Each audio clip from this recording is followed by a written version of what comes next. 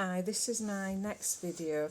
I'm just going to show you how to make head pins out of wire with if you need to not have the little flat circle at the end, and there are many reasons why you would not want to use that. Now this reel of wire here is galvanised gardening wire.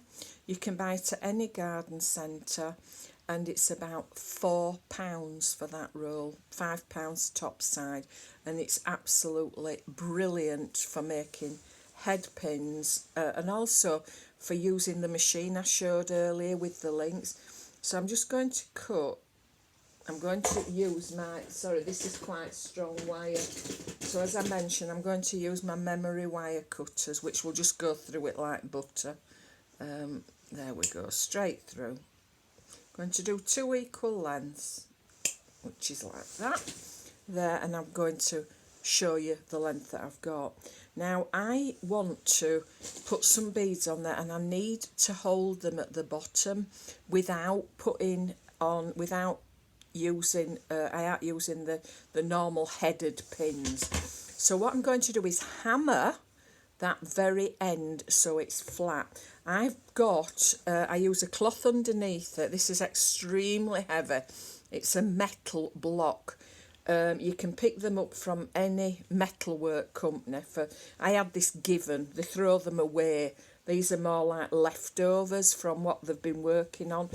And you just need a metal hammer, and you just hammer.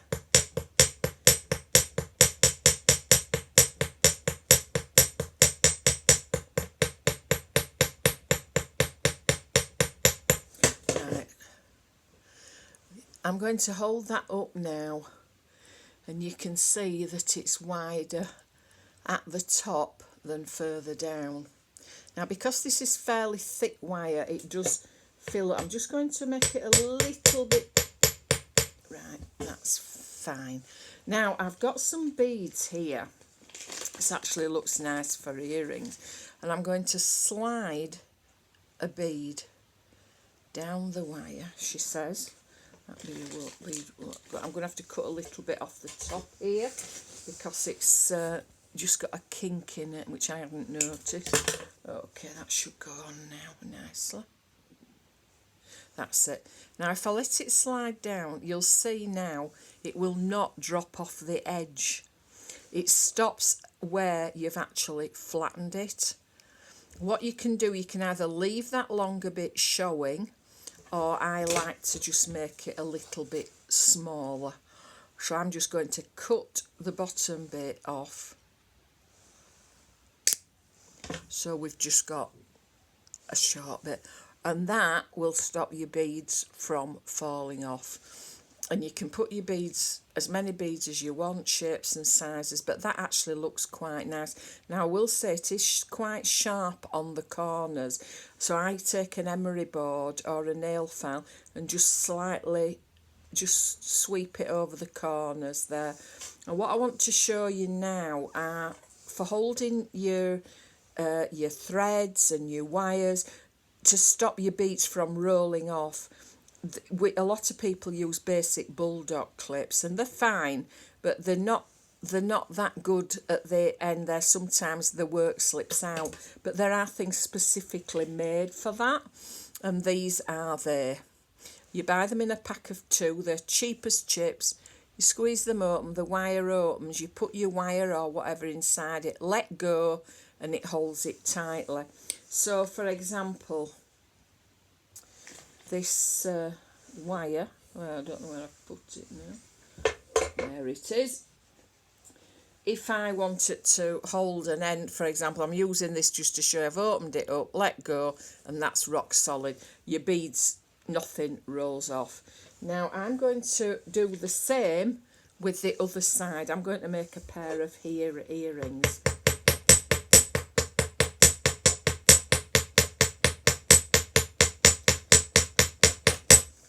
Right, that's done. I'm going to put another bead on this side. I'm going to make a pair of earrings very quickly. Just a second, has that got a kink in it? There we go. I'm going to take it to the bottom. Now I'm going to compare it with the other one that I've done. There we go. And one side is a lot shorter, so I'm just going to match them up so both sides are the same at the end. Okay. I'm now going to put a couple more beads on. 1, 2. That's it. Right. I'm then going to use my magic machine. So I'm going to thread this through as long as I want. I don't want the length that long. So I've decided I'm going to have it about halfway. So I'm just going to show you there. That's where it will go. And as I turn it and cut it, the end breaks off. And you have got that with the end bit to attach that to an earring loop. Okay, so we'll do the same with this side. And let's have a go. These are going to be quite dainty ones. I didn't want them at my age too long. Okay, so that's there. I'm now going to do the same with this one to match the other one. So I've remembered how far through I sort of push the wire, and I'm just going to hold this at the side of it to just double check that I'm going to get the loop in the same place. That's fine. Twist and turn. Right, now in my stash I'm going to find some earring loops.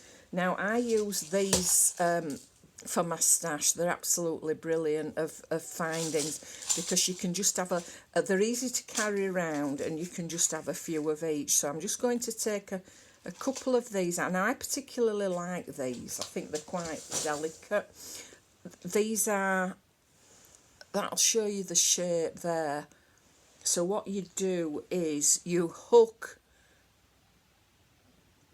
there, over there, and you just squeeze close the dot towards the thing, and that's your earring made, and it's quite secure and it's not bulky. It looks quite nice. And then at the end you've just got the bit you flattened. So the only implement, you've just used a piece of wire, 3 little beads and a shepherd's hook, but it's one where you just turn the thing. So I'm just going to show you that end again, because these are really quite cheap. And so once you put your ring through there, you just close that up, as I have done there, and now it's secure. So I'm just going to do that with the other one that I made.